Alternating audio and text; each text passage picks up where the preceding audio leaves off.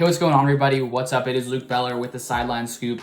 So in today's video, I'm going to be taking a look at 3 of my favorite mid to late round running back targets to target for your 2020 fantasy football drafts. And so in this video, I'm going to share some analysis on them, why I'm basically targeting these guys in these drafts, and sort of the value that I see in these 3 different guys that I'm going to talk about.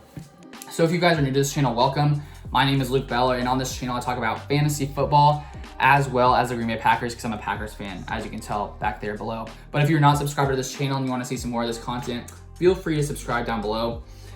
So when we take a look at this first guy, the first guy that I really think has lots of potential when it comes to 2020, he's a guy who did okay in 2019, but in 2018, he did much better. He was insanely productive in 2018. And so this guy is James Conner. And so when we take a look at his 2019 season, he just didn't really do as great as he did in 2018, and that's why I think he is slipping a little bit later than he should be in fantasy drafts. So when we take a look at his splits from 2019, or basically just his stats in his 10 games, he averaged 14.75 PPR points per game. And so he had 116 rushing attempts for 404 yards and 4 touchdowns, and then he had 34 receptions for 251 yards and 3 touchdowns. I think one thing to sort of keep in mind about last season with James Conner is this offense overall just struggled. And one of the biggest reasons because of that is because Ben Roethlisberger only played in 2 games, and then he was injured for the rest of the season. So they had some other quarterbacks coming in who weren't very talented, weren't really elevating this offense. And I think because of that, James Conner's play suffered as well. And so I really think that coming into 2020, I think Ben Roethlisberger will sort of show, or basically just be the guy that he was in 2018 when he threw for like 5,000 yards. And I really think he can be a good quarterback in this upcoming season. And I really think having him back on this team will really help James Conner get back to really just how well he did in 2018. So even if we take a look at James Conner's 2019 stats, because he was injured for 6 games, if you take those 10 games and extrapolate them over 16 games, he would have finished as the running back 12 in PPR. So still a pretty solid guy, maybe on the edge of like RB1, RB2 territory. But one thing that I really think we should keep in mind, which is really his upside and basically how well I do think he will do in 2020, is if we take a look at his 2018 stats. So as you can see right here, he only played in 13 games in 2018, missed 3 games, but he put up 21.54 PPR points per game.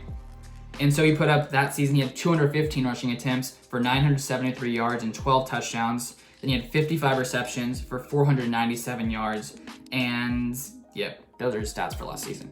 So I really think that 2018 really shows us just the potential that James Conner has. And I really do think that's how well he'll do in 2020. And basically just what his upside is, because that season he finished as the 6th running back in PPR. And so if we take a look at his ADP right now, I'll throw that up there right now. So as you can see from his ADP, right now he's being taken as a 22nd running back, 41st overall. So 10-team league, that's like the beginning of the 4th round, maybe other leagues, maybe end of the 3rd. But considering he's a 22nd running back being taken off the board, last season he would have finished as a 12th guy if he had played in all games. And in 2018, he was the 6th ranked guy. So I really think there's lots of value from him, and there's lots of upside if he really can get back to that 2018 form, which I really think is possible, especially too if you take a look at Mike Tomlin's quotes when it came to how he wants to utilize James Conner in 2020. So I'll throw up the first quote right here. He said, "I think that when you have a featured runner, it gives him the opportunity to drop a stake in the ground and allows others to rally around him. And it gives him a set of core base run plays that he specializes in, and you find a rhythm that way." So basically he's talking about having a featured runner, basically how that can really benefit a team overall. And then if we take a look at his second quote specifically about James Conner, he says, "James is a featured guy and proven runner when healthy. We're excited about him getting back to health and did playing that in 2020. So basically, Mike Tomlin's basically saying that James Conner is the guy. He wants to feature him in the backfield as long as he is healthy. And while there is a little bit of injury risk with James Conner, as long as he is playing, I really do think the Steelers are going to feed him the ball and that we are going to see the James Conner from 2018. And I think that there's lots of value with where he's being picked when it comes to fantasy drafts right now. So he's my first guy. And the second guy I really like, who I think will do pretty good in 2020, a guy that you should target, is Kareem Hunt. So when we take a look at Kareem Hunt, of course, he's on this Browns offense with another guy who's being drafted very highly in fantasy drafts, and that is Nick Chubb. But when we take a look at Kareem Hunt, last season he played in the last 8 games, because the first 8 games he was suspended. So, that's pretty sad for him. But when we take a look at his stats, from those 8 games that he played last season. He had 43 rushing attempts, 179 yards, and 2 rushing touchdowns, 37 receptions, 285 yards, and 1 touchdown. So when he came in and started playing, Nick Chubb really, I guess he just didn't really perform as well as he had when Kareem Hunt wasn't there. Because if we take a look at Nick Chubb's splits with Kareem Hunt and without Kareem Hunt, I'll throw them up right here. So in the split, when Kareem Hunt was back, Nick Chubb only had 12.97 PPR points per game. And when when Kareem Hunt was not on the field and was not playing those first 8 games, Nick Chubb had 19.66 points. And so when we take a look at the running back ranks, Hunt was RB 17 in those games that he played. In those same games, Chubb was RB 15. And so I think when you take a look at that, of course, Nick Chubb is, I think, one of the best rushing guys when it comes to, just running the ball, obviously. But I think he is a great back, but I think that Kareem Hunt really, really does just limit his upside, really limits Nick Chubb's upside. And I think that we saw that last season with them only being ranked 2 spots apart when it came to those last 8 weeks of the fantasy season. And so I think that coming into fantasy drafts in 2020, I just think that there is value in Kareem Hunt because if you take a look at his ADP currently, he's being taken as a 29th running back in PPR. So 65th overall, so like maybe 5th, 6th round. And I just think that with Kareem Hunt and basically the production that he did do last season and the way that the Browns will use both of them, I think that Kareem Hunt has a solid floor, especially in PPR because he caught around 3 or 4 passes per game, something like that. But I think that he's a guy who you can target late, who will be putting up numbers, and I really, that's one reason I don't really love Nick Chubb. He's going to be a good running back, no question. It's just that there's some other guys around Nick Chubb earlier in drafts who I think have more upside because Kareem Hunt, as I said, is going to take the ball, some carries, some receptions away from Nick Chubb in 2020. And so that's why I think that Kareem Hunt, even if he is playing as the second guy on the team, I still think he will produce for where he's being drafted right now. And then one other area where I think, that he could really add talent's value as well, is the fact that the wide receiver coach basically said that Hunt impressed him when it came to splitting out wide and receiving the ball. And so in this offseason, it has been reported that Hunt has been in some of the virtual meetings with the wide receivers as well. And so I think it's possible that Hunt could come out, and even if Nick Chubb is on the field, Hunt could be split out wide because besides Odell Beckham and Jarvis Landry, the Browns don't have that many great weapons as it comes to the wide receiver. So Hunt could really be a guy who gets some more play in that area as well, which could elevate, basically, I think, his floor for how well he could do in 2020. And even last season, he played, in the snaps that he played last season for Kareem Hunt, he played 23.6% of his snaps on the outside, split out wide in 2019. So I think that he could get more snaps there from what we're seeing, the reports of those off-season meetings that he's being in with the wide receivers.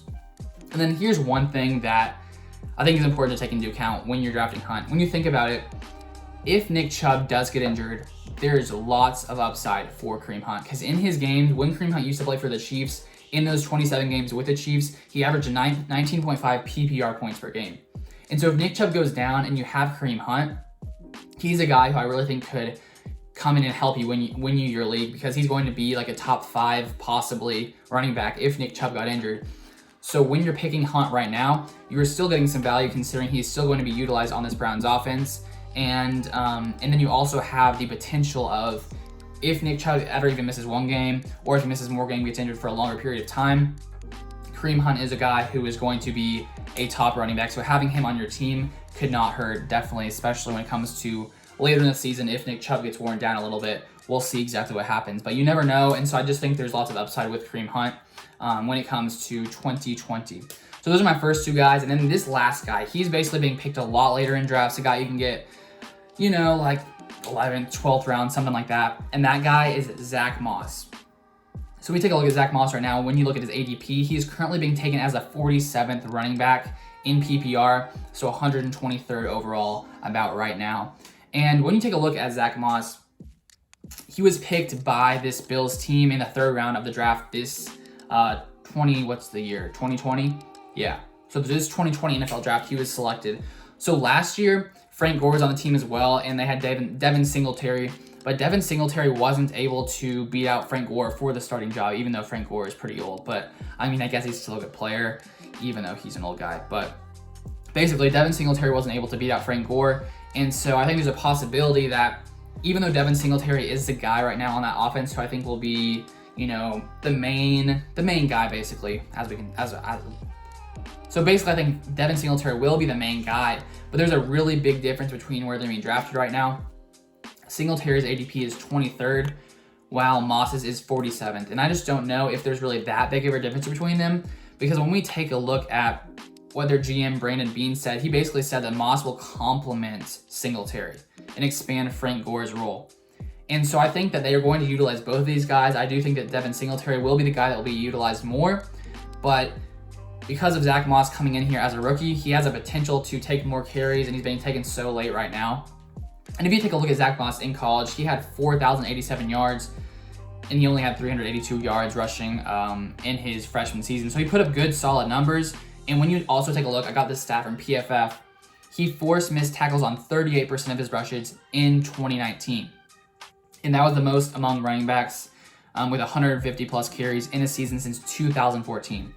So this is a versatile guy who can really he's very explosive and can do lots of things on the field. And I think that he has lots of value when it comes to this Bills offense. And if he can come in and take Frank Gore's role, maybe he can get some more goal line carries. So I think he's like 20 pounds heavier than Singletary. And so I think that there is upside definitely when it comes to Zach Moss, but also even where he's being picked, even if he is basically sort of in a committee with Devin Singletary, I still think he'll get enough work to be valuable. And who knows, later in the season, maybe Zach Moss can come and take Devin Singletary's place. And if he does that, then he can be a guy who really outperforms where he's being drafted right now as a 47th running back in drafts right now. So that's basically what I wanted to share on all three of those guys. And if you guys got value from it, I'll really appreciate if you like it down below. I'm working on growing this channel, trying to be consistent and put out as much value as I possibly can. And I would also love if you guys have any opinions about this, any thoughts on other kinds of videos you want to see from me in the future. I'd be happy to hear your thoughts down below. That would really be great, and I would appreciate that a lot. And if you want to see some more fantasy content, feel free to subscribe to this channel down below. But I really appreciate you guys watching. Thank you. I hope you guys have a great rest of your day, and I'll see you guys on the next video.